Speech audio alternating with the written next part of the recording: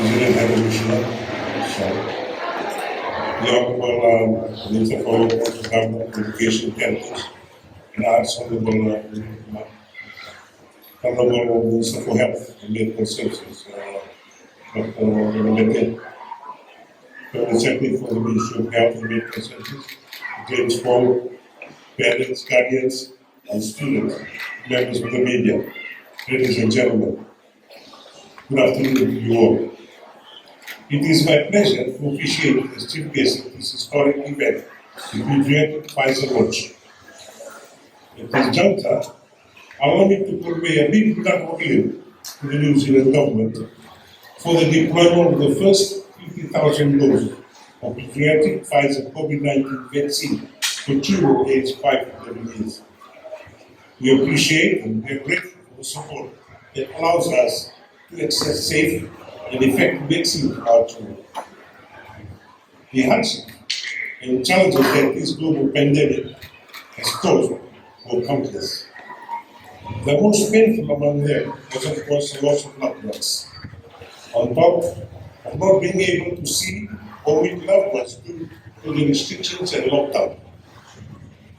Ladies and gentlemen, we are in a much better place today as a global society, but we cannot pretend that this crisis is over or that we can afford to wait in our collective response. Vaccines are what delivered us from the difficulty of the pandemic period, and vaccines are what will continue to keep the worst of the virus at bay.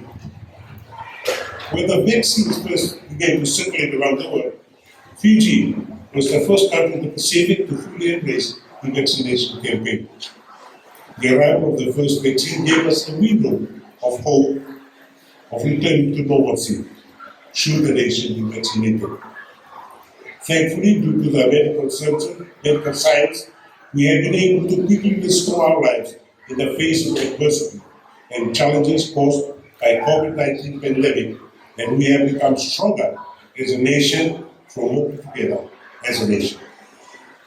The COVID-19 vaccine gives us hope and has made us stronger as a family unit, community, and nation, giving us the confidence to move forward and return to some form of normalcy. For a small island nation, the Fijian government, through the Ministry of Health and Medical Services, have received praise and many accolades from visiting diplomats and dignitaries on Fiji's COVID-19 success and how we have opened up our borders and returned to normalcy ahead of many other countries. Since Fiji began the COVID-19 vaccination program, virtually all of the adults in Fiji have received at least the first dose, while 95% have received the second dose. A total of over 38,000 children between the ages of 15 and 17 have received their first dose, while over 32,000 have received their second dose. Children between the ages of 12 and 14, a total of 25,000 have received their first dose, and over 15,000 have received the second dose. Ladies and gentlemen, I am proud and greatly honored to announce that affirming the successful vaccination program for our adults and children aged 12 years and above, Fiji has embarked on another important mission to vaccinate and protect children aged 5 to 11 years against COVID-19. To our parents, we have witnessed the Ministry of Health and Medical Services unrelenting vaccination campaign that has led to the safe opening of borders and ultimately advanced Fiji's collaboration with development partners for a resilient and inclusive economic recovery. The vaccination of our adult population, in addition to being key to our economic recovery, has a more personal purpose in keeping our citizens safe. As a grandfather, I do wish to ensure that my grandchildren receive all they need to ensure that they receive the best protection against COVID-19. That is the reason we are gathered here today.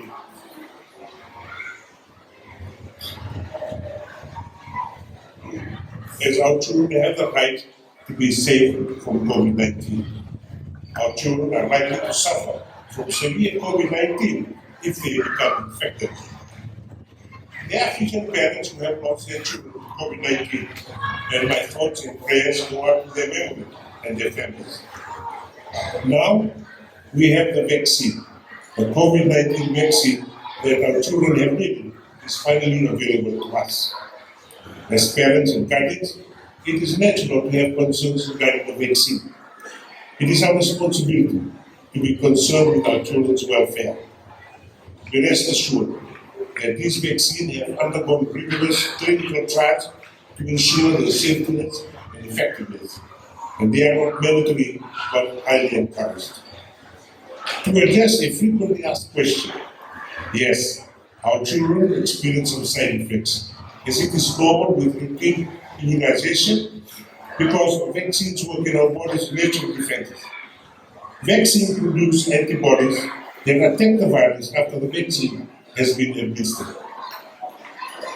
As parents and guardians, whenever we take our children for routine immunization, we are advised that the side effects of our children have experienced mild increases in temperatures or felt body aches. And the key here was knowing how to manage these at home. It is quite similar in the case of COVID-19 vaccine.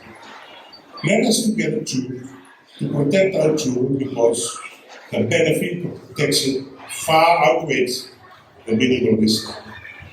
At the same time, allow me to remind you that our medical teams have undergone comprehensive training with support from government to ensure that the vaccine will be deployed in the safest and efficient manner to our children. We must understand the importance of the vaccine because at this rate, we can be rest assured that neither Fiji nor the world will see the end to this virus anytime soon. This virus is mutating and is quickly spreading, and we are now facing new variants. Our best defense today is the same as it was the first day the first doses arrived from our shores. We must vaccinate all who are eligible and work together to blunt the reach of the virus, particularly in those the most vulnerable.